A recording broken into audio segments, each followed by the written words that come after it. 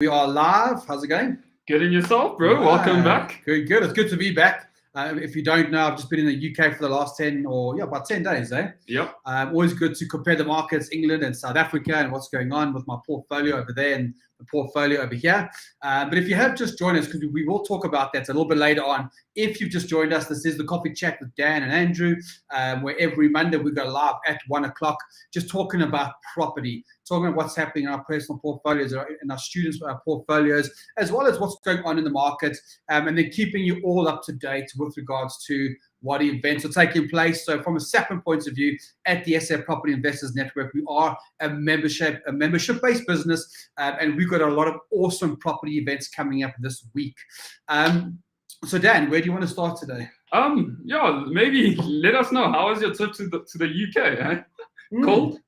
Yeah, when I arrived, it was 1 degree, 2 degrees, which is cold in the fridge. Hectic. But it's nice because in South Africa, we're all complaining about the heat wave and how hot it's been, and then going over there and getting the complete opposite. It's been quite eventful this side. Those that have been on the coffee chat know there was another tiger loose in Edenville. An actual tiger. An actual tiger. So that was pretty fun. No complaints my side. But ladies and gents, let us know where you are joining us from and give us a hi in the comment section. People are quite shy today. Yeah, I know. Let us know if there's anyone from Cape Town. Are there any Cape Townians out there watching this right now? Let us know, because there's something special happening on Saturday morning, which is awesome. The rest of you, where you're from, Joburg or Bloemfontein, and tell us, and let us know if you do have any questions around what's happening at SAPN or the property markets. We've got Jaco there from Belgium. Good to see you, Jaco. A regular on all of our events. And as I was saying before, Dan, we do have lots of events coming up. And it's very interesting being in the UK, the difference of the UK market and the South African market. I see the interest rates just went up, and they're expecting rates to go up again. Taking the average household, the average 3-bedroom, call it terraced house in the UK. A lady that works for me in England was telling me about a year and a half ago, she was paying roughly £90. That's about 1,800 Rand for her gas and her electric every month for a standard 3-bedroom property. She's paying £380 a month. That's how high living costs have gone up in the UK. Her water bill's going up. So there's $6,000. There's been a massive hike in the cost of living over there in the UK, which is kind of hectic. Yeah. So lots of people are struggling, but there's still good opportunity in the UK. And a lot of people are saying, Andrew, how do I get involved? Well, there's two ways that you get involved. You either come with a lot of cash and you bring £70,000 or £80,000, which is about 1.4, 1.5, 1.6 million for a very basic 2-3 bedroom property in the north of England, which will get you about £500 rent. Now, Dan, is it fair to say that the average South African probably doesn't have £70,000 cash in the bank accounts? Oh, geez, it's definitely a lot of money. Converting it, geez. It's a lot of money for a lot of people, but there are people out there that may have 100,000 Rand or 50,000 Rand or 200,000 Rand.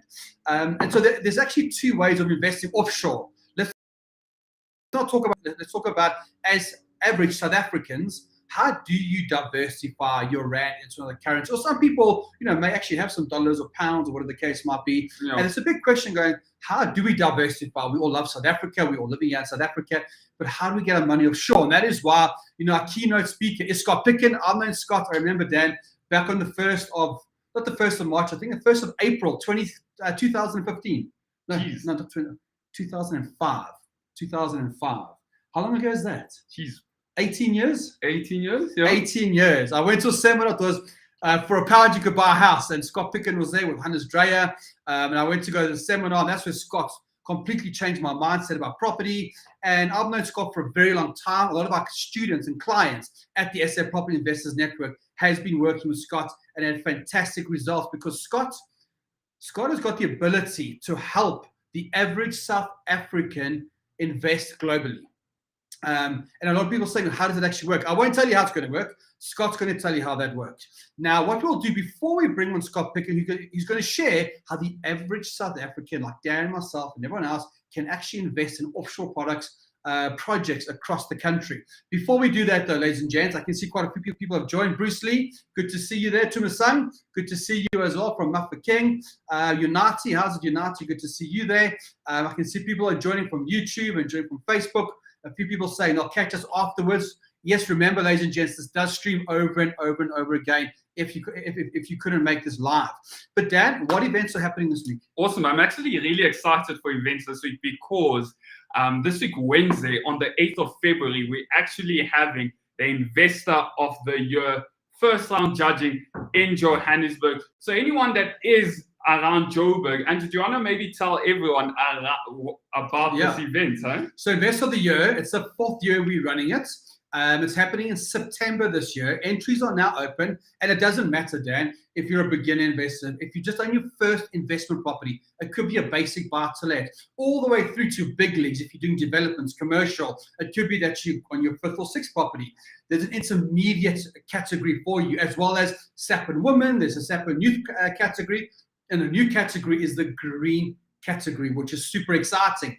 Now, it's very simple. Just go to investoroftheyear.co.za. I was going to say UK, Investor of the Year. We will put the post down there for you in a minute. Have a look at Investor of the Year, and anyone can enter. Absolutely anyone can enter, except for SAP and staff members. We can't enter, Dan. Unfortunately. And from this Wednesday, so every 2 weeks from this Wednesday in Johannesburg, we will be doing live judging at our new SAPN offices here in Edenvale. And we will also be doing a live judging around the country, Cape Town and Joburg and PE. If you can't be at one of the main events, don't worry. You can always pitch online, so we'll give you more information about that. In fact, let me know, everyone that's watching, just very quickly in the comments box, who has done at least one deal in the last 18 months? Let us know in the chat box right now. Who has at least done one deal in the last 18 months? Yeah, and just to emphasize on that, Andrew, you do not have to be a professional. There is a learning curve when doing these events and when doing judging, because you have experienced property investors actually walking you through some of the mistakes you've done, talking you through what to do better on your next project. So you're also learning. So do not feel intimidated unless Marissa Robas is a judge, then. But other than that, then it's perfect. Eh? No, exactly. That's fun. And you learn from it. And there'll be great prizes, cash prizes. There'll be holiday prizes around South Africa. So just watch the space. We will be giving you more. Okay, so that's Wednesday. Thursday night is our first public event of 2023. It's at the Bryanston Country Club. So we start at 6 for 6:30. Don't be late. We've already got about 50 people booked, expecting about 100 property investors. And the theme is all around student accommodation. Is it still the way to go in South Africa? What are the pros and the cons? We've got a guest from Wits University, don't we? Yeah, and it's going to be amazing hearing from the university's point of view how investors can work directly with universities, providing accommodation, what that looks like, and just understanding what sort of relationship you need to have with institutes in your local area. And our keynote speaker is Robin Booth, who is by far the best at Airbnb in South Africa. He's also an expert at student accommodation. So he will be the keynote speaker. So I think most of you have heard of Robin Booth, where we partnered with Robin on his Airbnb course and his knowledge.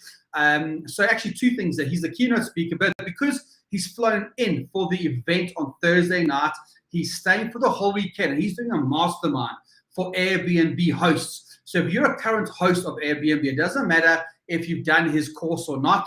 If you're in Airbnb already, just watch out for the details. He's busy confirming venues and stuff, but it's going to be happening on Saturday. So if you're in the Joburg area and you're Airbnb host and you want to learn more about Airbnb, it's a great place to be. At the same time, ladies and gents, on Saturday, here at our new SAPN offices. Not many people have seen our new SAPN offices. I don't think so, huh? So here at SAPN headquarters, we're busy renovating 8 Airbnb units. We're busy renovating a conference facility. We've got the SAPN office for Simone and Kelly, myself, and the whole team, which is fantastic.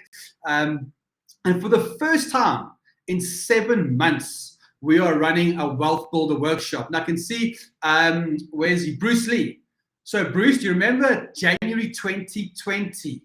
That's when I met Bruce. Bruce Lee came on a one-day Wealth Builder workshop. And we call it a Wealth Builder workshop because myself and Dan cover a hell of a lot in the one day. We start with the basics around structures, and we bring Intergen in to talk about how should your structure look. We then start talking about, let's actually, what makes a good deal, what makes a bad deal. Yeah. Well, let's break a deal down. Let's look at the different cash flows. Could it work as a multi-let, as an Airbnb? Could we change strategy? We then start jumping into what we call creative finance. You see, creative finance or finance in general is one of the biggest challenges for 99% of investors.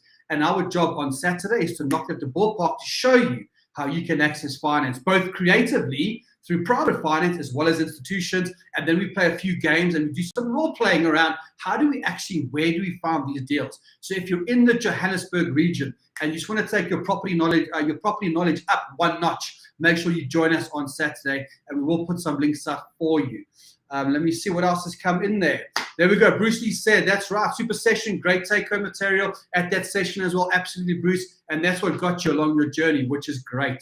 So that's happening on Saturday. Now, if you are from Cape Town, what's happening in Cape Town on Saturday? Awesome. In Cape Town, following the split of student accommodation, so the lovely team down that side decided to put together a breakfast all around student accommodations as well. So a couple of investors, a number of investors actually are going to be meeting and discussing how do you take your investment journey the next level using student accommodation. So there's exact same conversations happening this side in Joburg. We're having the same in Cape Town. So just on that note, Andrew, I do see a couple of people actually asking around Robin Booth's mastermind camp. That's definitely not for individuals that are looking to kickstart the Airbnb portfolio or the career. It's normally for people that already have listings and want to take it to the next level. So if you are getting started, I definitely advise that you join the Wealth Builder this Saturday instead of going to that event. Huh? Yeah, 100%. So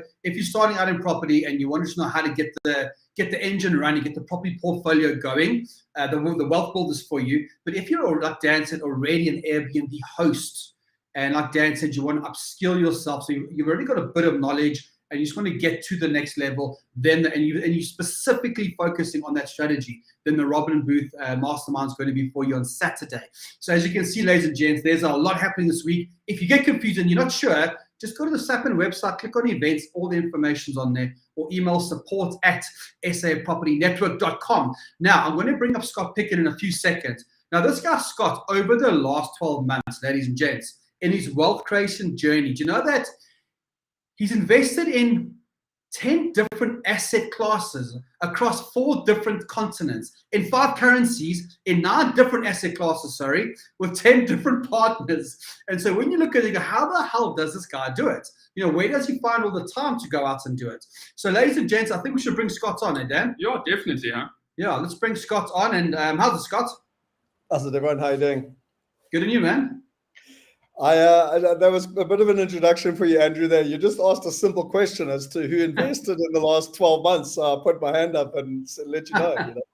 Yeah, no, absolutely, man. That sounds good. And I was saying to the audience, I've known you, Scott, now since 2005. That's like 18 years. And you've done some great stuff for my clients here at Sapin. And I guess, the conversation, Scott, is, getting into why and how could the average South African invest offshore. But I guess before we get into that, maybe give us an introduction, eh? No, perfect. Look, it's interesting. There's a couple of things that you guys were chatting about that I sort of was like, I'd love to butt in on that. Let's start before I give the introduction. Let's just start with England. I've owned my first property in London since 2002, so it's literally been 20 years. We're going on our 21st year. For the very first time, this property's been cash flow positive for me from day one for 20 years. And for the very first time, I got hold of my partner this month. It's fully tenanted, so that's not the problem. I got hold of my partner for the first time this month, and I said, dude, we might have to start chipping in. Because the gas bill has gone up so much. Literally, you were talking about that other person. My energy bill, I didn't even notice it when it came in on my statement. It was nothing. It's now close to £400. It's literally, I rent out houses of multiple occupancy. It's like an entire room's worth of rent is just on energy, And I mean, that's not even taking account the interest rates rising. And council tax bills going up, water bills are going up. So the cost of living has just gone shot through the roof, eh? Yeah. But I mean, So look, let's take a step back. I think from my perspective, always loved property. Been doing property. Did my first project when I was 13. I studied construction management at UCT. 13. Did he say 13? 13. Literally 13. I renovated. I didn't want to share with my brother anymore. So I renovated the house with my dad. And don't get me wrong, there must have been an architect and a quantity surveyor. But anyway, my dad let me believe I was in charge. But yeah, and then went to London and worked for an Irish property developer over there. Realized I'd be the world's worst employee pretty quickly, and pretty much started doing it myself. So did my first South African development in 1999 at the age of 22. We bought a house in Rondebosch and developed it into 6 townhouses, and then did our first one in London when I was 24. And yeah, pretty much ever since then, been helping people invest in property. The passion of mine has been, how can we make technology make it more efficient? So Andrew, you were talking a lot about the barriers to entry. You know, you mentioned £70,000, you know, for people to be able to invest. It's funny because it's even 20 years ago, it was £1 million. Like you needed £1 million to be able to buy a house or apartment cash in England. And I was always like, there has to be a better way. There has to be a way of like technology enabling everyone to participate. And just by the way, this is not just the cheaper way. Like my philosophy is, if you've got $10 million, you are far better off putting $1 million into 10 different assets across different countries, different currencies, different partners. Like it's classic Ray Dalio diversification versus taking your $10 million and putting it into one building in central London. Like it's absolutely crazy, you know, putting all your eggs in one basket. So yeah, back to your thing. Sorry, I get quite passionate about this. No, but in terms of what do? We help people invest in property using technology. Okay, fantastic. Now, with the technology, in a minute, I'd like you to show us how the technology works. But first, give me your opinion. I mean, you living here in South Africa at the moment, eh? Yep. I'm coming to you live from Knysna.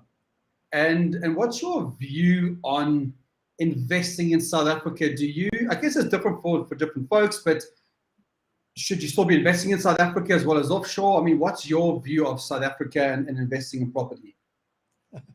So I always find these questions fascinating, you know, because it's such an open-ended question. And actually, funny enough, you brought up an Australian. He taught me something 20 years ago. It depends. Okay. And what I mean by that is it depends completely. I mean, it depends on which market, which segment, which geography, blah, blah, blah, blah, blah. You know, I'll give you a good example.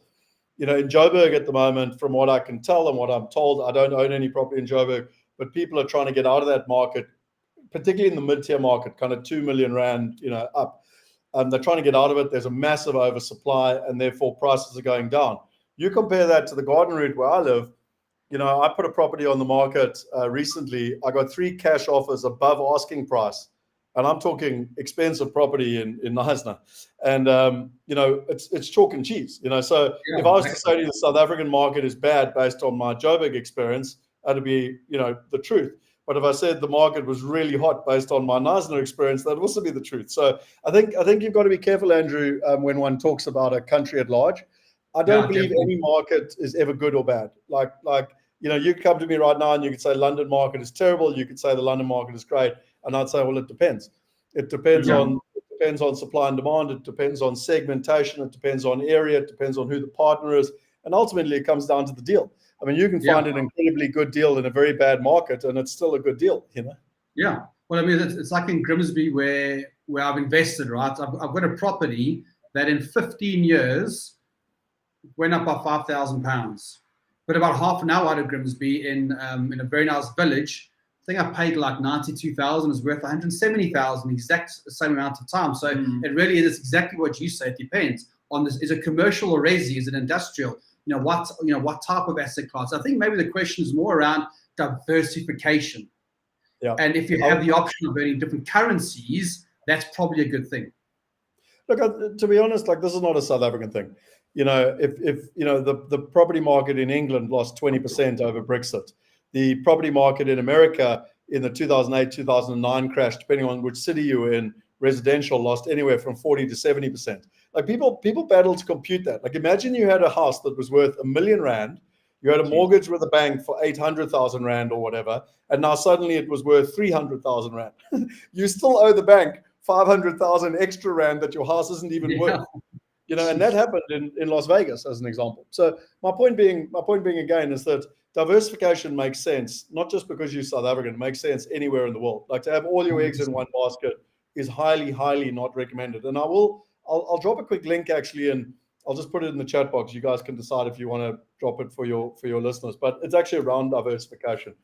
And I think that the whole whole principle for me around diversification is that I like to follow Ray Dalio.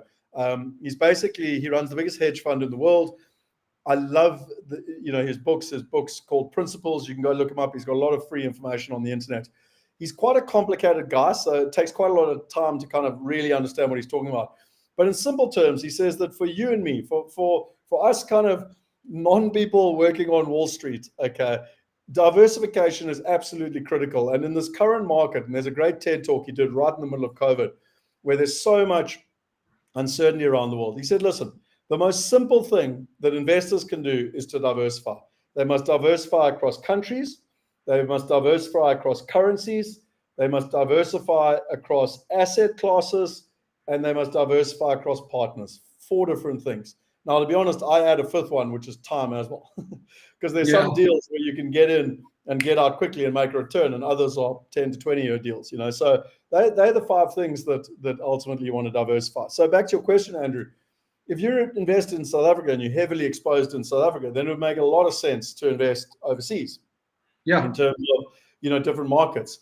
If you've got all your money in pounds, you should probably go, well, I'm also quite exposed there. A lot of South Africans are the same. They've got their assets in South Africa and they own one apartment in London. Okay. And they think, oh, I'm diversified. And it's like, well, no, you're not really. You've kind of got all your eggs in one basket, So, where does diversification start and stop? Well, the thing I would say more than anything is that, back to Ray Dalio's principles, is that he says we've got to have 15 quality investments that are not tied together. Literally, that's all you need. 15 quality investments that are not tied together. If we do that, we'll reduce our risk by 80% and we'll increase our returns by a factor of 5, which is effectively 500%. So think about it in any investment. Would you like to reduce your risk by 80% and increase your return ratio by a factor of 5, which is 500%? It's kind of common sense, if that makes sense. Yeah. And so the question comes back to how, and he says it's simple: have 15 investments. Now, the problem that most people come to with that is they think to themselves, well, I don't have enough money. I can't buy 15 houses in South Africa, or I can't buy, I can't have, because, I've got to put money on the stock market, and then I've got to have a whole lot of money to do that, or I want to invest in other asset classes. But with technology now, I don't think that's an excuse anymore. You can go to Easy Equities and you can invest from R1 on the stock market. You can go to a platform like ours, Wealth Migrate. You can invest from $10. It's no longer an excuse to say that you can't copy what the wealthiest investors have been doing for decades, because we can using technology. But now we need the knowledge and the know-how, which is where Sapin becomes such a valuable partnership. Absolutely, Scott. So let's just stop there for a second. And actually, Scott, while you share your screen, would you mind showing us a quick demo of what this looks like, the platform?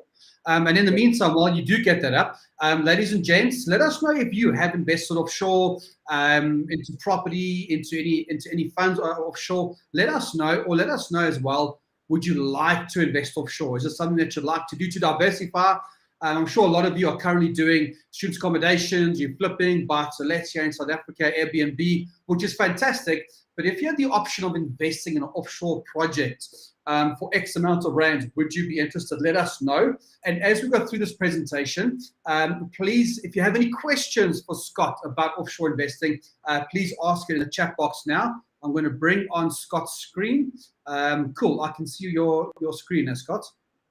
Perfect. Sorry, I'm using Firefox, or no, not Firefox, whatever it is, Chrome. So you're just going to have to let me know if there's any challenges. So look, guys, I'm going to do a very brief kind of overview. I know that we've actually got a webinar planned with you, but the first thing that you can do is you can go and you can have different profiles between my personal name and my offshore name. I've got my wallets. I can literally go in, I can see my portfolio. So again, I mentioned to you that I've invested in multiple different assets over the last 12 months. So you can see all the different assets, you can see the distributions, etc. In terms of, and again, I can do this in my own name, or I can do it in my offshore, entity. But you kind of get a feeling for how it all works, basically. And then you've got your digital wallet.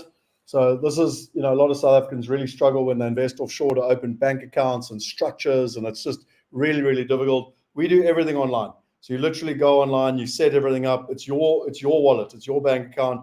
You can see all the money being paid into my different wallets. I can pull returns. I can withdraw my money. I can deposit my money. I'm in complete control of my money. And then lastly, I can manage my profile. Everything's done online, etc. When you come to the marketplace, you can see all the different deals that are on the platform that we've done, through the years. And if I was to go and look at, say, this is a medical deal in America, I can literally go in. I can see, all the different pictures. I can watch the webinars. I can go and read all about the different returns. This is a very quick high overview. You can see the risk. You can download all the documentation. I can literally see, well, if I invest, it's an automatic calculator. If I invest $100, what will the returns be?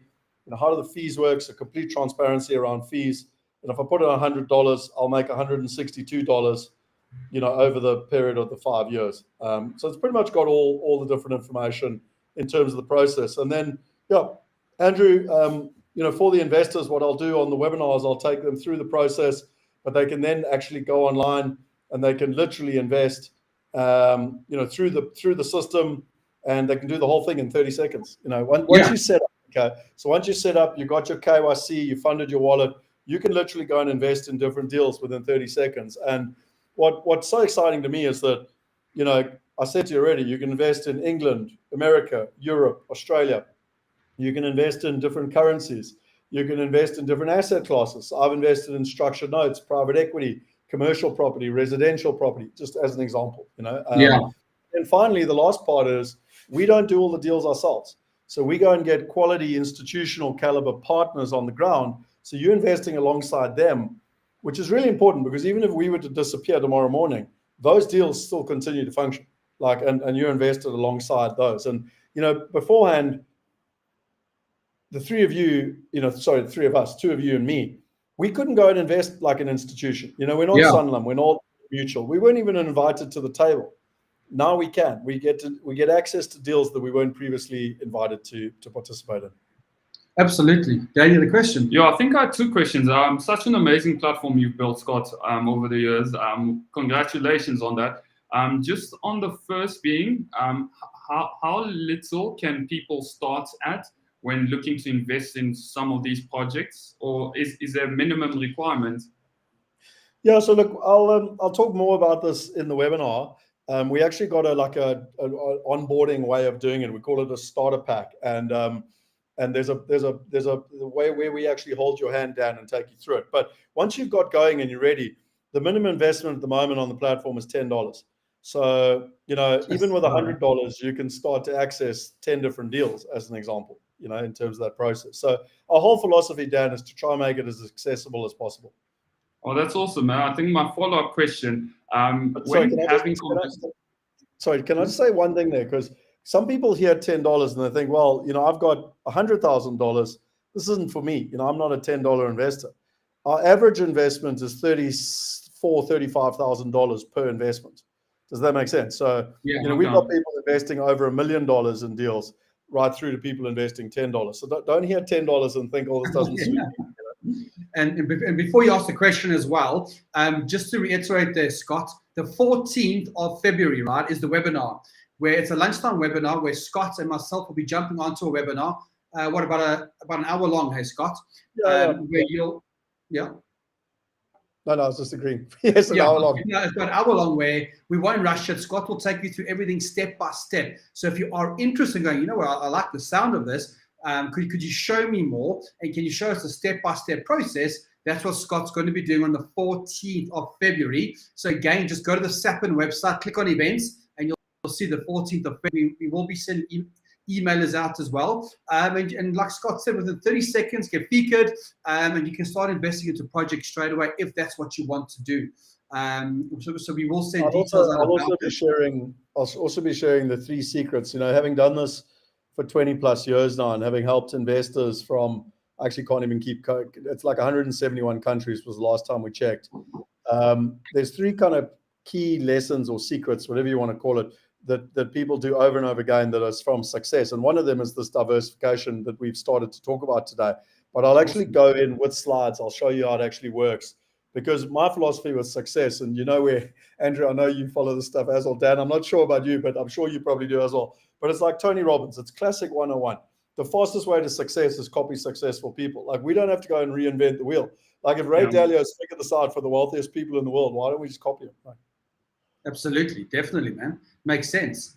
And I think that's the other thing is, going to I'll use the UK as an example, the knowledge you've got to have, the money you've got to have behind you, the track record you've got to have, versus just investing into something that already exists. I think, what was that part of your question or not? Yes, I think slightly aligned with that. A big reason that some people do give when having this conversation with them, Scott, is that why would I want to invest in the UK or America or whatever other industry when I do not have the experience, the knowledge of how it works out? And like, just following up to that, you also mentioned some of the business partners. I think that does complement some of those concerns where you do not need to be an expert. You can leverage off the knowledge of these business partners. But if someone is looking to invest in such deals, how do they run their due diligence to ensure that those are the right partners they want to be associated with? These are the right deals. Could you shed a bit of light on that for me, please? No, perfect. Look, Dan, I think there's 3 different components to your question there. So the first one is, and I always tend to joke with people, but when people say they don't know how to do it, none of us knew how to walk, but we all learned to walk. Okay, so having an excuse of I'm not going to do it because I don't know how to do it is not an excuse. Most people here on this, like property, either want to invest in property or have invested in property. None of us knew how to do it to start off with. So if it's part of your long-term strategy, then there's no better way to get started than to get started. So that's exactly my first thing. My second thing is in terms of managing risk and doing due diligence. Well, it comes down to partners. It comes down to track record. Anyone can build technology. It's not that hard anymore to build technology. What is important though is track record. We've helped people invest now over $1 billion in deals, with track record, etc. So it's quite important. And again, to answer your question, Dan, when you go to the platform, you can go and read all about the partners. You can see who they are. You can see what their track record is, their investment criteria, everything else. So it gives you the ability to learn what they're doing and to make informed decisions. We don't make decisions for you, Dan. So if you come along and say, I want to invest in that deal, great. We help you do that, but I don't tell you to invest in that deal. You have the information to make your own decisions in terms of that process. And the third question I think you had, which is important, and it's a really important question. A lot of people ask me all the time. They say, well, Scott, I'm getting, say, an 8% return in Joburg. Why would I go to the hassle of investing overseas? And I go, well, let's look at the maths, okay? And again, I'm just using my own experience here. You'd be getting about an 8% yield. And again, I don't want to get too technical here and confuse people, but you're getting about an 8% yield. By the time you've taken account your mortgage, your rates and taxes, and your vacancies, most people that are buying property in South Africa are often having to pay money in every month. Like, it actually costs money. And the point is that they, in their mind, it's like, oh, but I'm making capital growth. It's good for me or whatever. Well, overseas, from my experience, it's the complete opposite. I buy assets and they pay me money from day one, like literally cash in my pocket.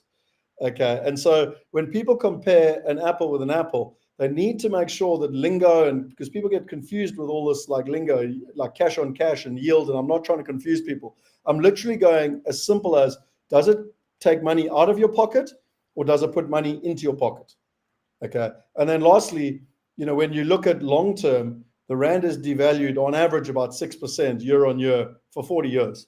Okay. Now it goes up and it goes down. I'm not sitting here trying to call currency. I'm talking long-term trends. So if you were to invest in a first world currency that was putting cash into your pocket every month or every quarter, surely that's more attractive than an asset that's not putting cash in your pocket. If anything, it's taking cash out of your pocket and you're hoping that you'll get capital growth later down the line, but that currency is devaluing against the first world currency. And when you start to think like that, you think to yourself, well, hang on, maybe I need to learn this. And then the question is how to, and that's where Sapin comes in. Absolutely, 100%, Scott. I agree with you on that. Now, just before I ask you the question around tax, how does tax work if you're investing offshore? Let's just quickly take a 30-second break or minute break and go into the events for the week, because quite a few people are asking, are we streaming it? When's Robin Booth coming? So remember that this Wednesday, ladies and gents, at lunchtime in Edenvale, Johannesburg, we are starting the Investor of the Year pitches Well, we've actually done about 4 already. So it doesn't matter what category you fall into, beginner, intermediate, or advanced. If you have done a deal in the last 12, 18 months, we want to know about it.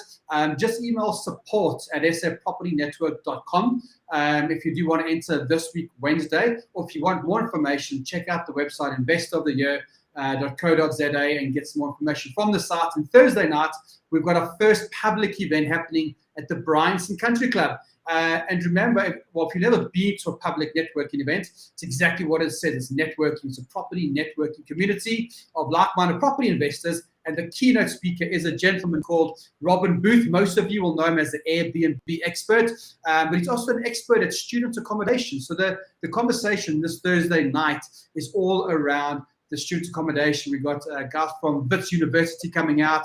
We've got a mystery guest speaker, which we'll announce on the day, which will be super exciting. And then Robin Booth will be staying here for the weekend.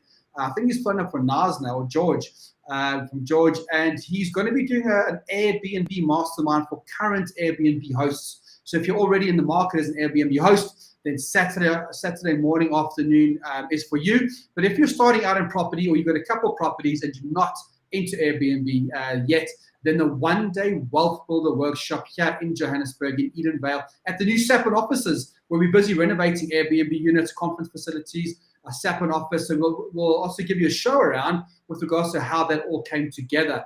That's the Wealth Builder workshop, and no, we're not streaming it, so you need to be in Johannesburg for that event this Saturday. And for the Cape Townians that are out there, if you are in Cape Town, there's a breakfast happening with the Cashni and Jonathan on Saturday morning. Again, check out the website, go to the events page, SA Property Network. And yeah, it's going to be a great week of events. I haven't forgotten anything about that. Yeah, I think that covers it. Hey? Super excited, fully loaded. And yeah, if you are in and around the different cities, it would be awesome to network and see you all. Yeah, definitely. And also don't forget the 14th of February, Valentine's Day. You can't forget it. Scott and myself will be jumping on a call to discuss this offshore investing in more detail and how it's going to work, which will be awesome. We might even get Andrew to give me a rose or something, you know? Yeah, exactly. A little pink rose. Definitely. And yeah, I was going to say, any more questions, guys? Please pop them into the comments box now. I can see Neo is asking if Scott has any projects in Ireland. So maybe answer that one, and then you can answer the tax question, eh? Yeah, so we haven't done Ireland yet. Funny enough, I tried to do Ireland as far back as 2003, 2004. I've actually got an Irish passport, and I was working for an Irish property developer, and we tried to do a project there, but I don't know if people do or don't know. The Irish market got cleaned up completely in 2008, 2009. It was something ridiculous, like 1 in every 4 houses sat empty. So I've been a bit gun shy to go back into Ireland. And we've had a couple of projects come across our table. It's interesting. We don't start with the geography. We don't say, hey, I want to be in Ireland and I want to be in property. It actually comes down to quality partners. So whoever asked that question, if there's a quality partner in Ireland and they've got a long track record, generally 10 years plus, then let us know about it, and maybe we do go into Ireland, because the partner is what determines the success, not the property. Yeah, definitely, 100%. Okay, cool, Scott. So, I mean, how does tax work from Neo if you're investing offshore? I know you're onto tax practitioner, but what's high level? Yeah. So, standard disclaimer: not a tax expert. Don't and it's too hard to answer these type of questions on a webinar. Full stop, because it takes into account a whole bunch of things. Where you are, where you're investing, what your kind of structure you're doing it through, et cetera, et cetera. However, in simple terms, when you invest offshore, the majority of our clients use their offshore allowance to take the money offshore. Ultimately it goes into their wallet, and then from their wallet they invest in the deals. When all the tax, so our entire system is set up in a tax efficient or tax neutral system. Whenever you see the returns, that's after tax and expenses. So we're not one of these people that, you get a 10% return, but actually you end up getting a 2% return after all the costs. So when you see like an 8% cash on cash return in dollars, you're getting, if you put $100 in, it means you're getting paid $8 a year cash in your pocket. Now, the way it works, depending on, again, your own situation, is that you would then declare that as an offshore dividend or offshore income, depending on what you've got, to yours, because South Africans are taxed on their worldwide tax. in terms of that process. So yeah, it's a high level flyover. We do have tax consultants that we work with that we can recommend that kind of know how we work, and they can kind of help you with that process. We've obviously done it thousands of times for investors, but I do get scared answering tax questions individually on webinars. I definitely, yeah. Must be scary, eh? But you did start with the disclaimer, at least, Scott. I think, Dan, the challenge is that there's so many variables to it. The one thing that we get asked a lot of times, and I might as well say it right up front, you're not allowed to legally, from our experience, use your South African trust to invest offshore. So we get asked that quite a lot. Oh, I got a South African trust, can I invest offshore? And our understanding is it's not legal. 100%. Yeah, thanks for that, Scott. Highly appreciate it. So I'm just having a look. There aren't any more questions. Ladies and gents, if you are joining us, remember on the 14th of February, you get a chance to spend your Valentine's Day not with your loved ones and partners, with Ansel and Scott. Even better, right? But I do see there is one last question from Yaku that is up, that is going to come up. That says, are you a South African FSP, or are you registered in another company just from a trust, or another country, just from a trust company compliance perspective? I think you just touched upon it, Scott, huh? But maybe you can answer more details, huh? Yeah, so we currently updating the details with it, but we effectively are registered here in South Africa under a Cat 1 license with the FSCA. So it's that's the process. We are in the process of updating that license with our key individual. But my point being is that, yes, to answer Jaco's question, it doesn't matter what you do, we're in the investment space, and everything is done in a compliant way. So the digital wallets in Lemonway, they are registered with the European regulators in terms of making sure that's so that your money is protected under European regulation, etc. When you invest in England, you have to comply with the English regulator. When you invest in Australia, it's the Australian regulator. America, it's the American regulator. So it's quite a complex situation from a regulatory perspective between the different countries. But yes, to answer your question, Jaco, we've endeavored. I mean, I've been doing this this platform's been live since 2013, long before regulation even existed in this country. I was actually one of the founding partners to set up the African Crowdfunding Association in 2015, before legislation even existed in this space. Awesome. But Scott, thank you so much for your time. Is there any last words you'd like to leave our viewers with? Yeah, look, I think the bottom line is that if I've learned one thing in 20-something years, and as Andrew said, we've known each other for a long time, we unfortunately are old enough to have seen a few markets go up and a few markets go down. And I think, for me, the two overriding things that I always come back to, and is the first one is that within where there's uncertainty, there's actually opportunity. So often people get very scared when they look at the uncertainty. But when I look at 2009, 2010, we did some of our greatest deals in those years. But yet most people were running away. So that's my first thing. And my second thing is that if you're in that uncertain space and you got uncertainty and what's happening with the world and what should I do, and should I put my money in the stock market or shouldn't I? And everyone's, what the hell do I do? And if I've learned two things, the way to manage risk and the way to find certainty is firstly to make a commitment to yourself and say, I'm going to do this. And the second thing is, and what I mean by going to do this is ultimately to educate yourself. And the second thing is to get the right information and the right partners. So you can't make highfalutin statements like it's good to invest on a platform, or it's good to invest in South Africa, or it's good to invest in England. That doesn't exist. But you've got to get the right information and the right partners. And that's where I applaud the work, Dan, that you're doing, and Andrew, you're doing at Sappin, because you're trying to give people access to the right information and the right partners. And that's how they can take advantage of these uncertain times. Absolutely, Scott. I completely agree. And it's just opportunities, right? And that's what we do at Sappin, is we align ourselves to the best in the country, i.e. you guys for investing offshore, Absa Bank, Uber Home Loans, TAP, all those players. So yeah, thank you again for your time, Scott. It's been awesome. But we will be seeing you on the 14th. That is, that's soon. Next Tuesday, I think. Next Tuesday. Yeah, a week tomorrow, eh? That's soon. Valentine's, I better get some roses. I was going to say, it's weird that you don't know how soon it is. Jeez, it's next week. I'm like, wow, okay, cool. So ladies and gents, we will send you more information, but just remember, just go into the Sapin website, click on events, have a look at the events, and keep an eye for the 14th of Feb if you're keen on investing offshore. Scott, thank you so much, my man. Thanks, Scott. Awesome. Thanks, Dan. Thanks, Andrew. Keep on, man. Cheers, man. See you soon. Bye.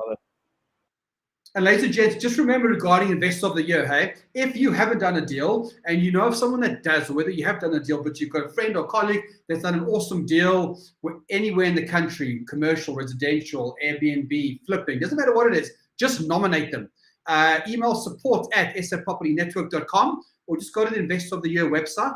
And there is a place where you can actually refer somebody, because sometimes people are a bit nervous to enter, aren't they? They are. They just need that push. And yeah, we're going live with some amazing gifts and prizes that we're super excited to announce soon. And it's going to be an amazing journey from now till August. Well, September now. Because we've got Women's Month in August, so Investor of the Year will be September. It's going to be a big event, so you'll notice where you see Andrew and Dan at all the events across the country. We will be pushing Investor of the Year very, very hard. That's an awesome initiative where we create lots of help in the South African property market, looking for who's the investor of 2023. That's going to be super exciting. But I think, ladies and gents, from our side, Dan, are we done? Yeah, we're done, huh? Awesome. See you next week, huh? See you guys all soon.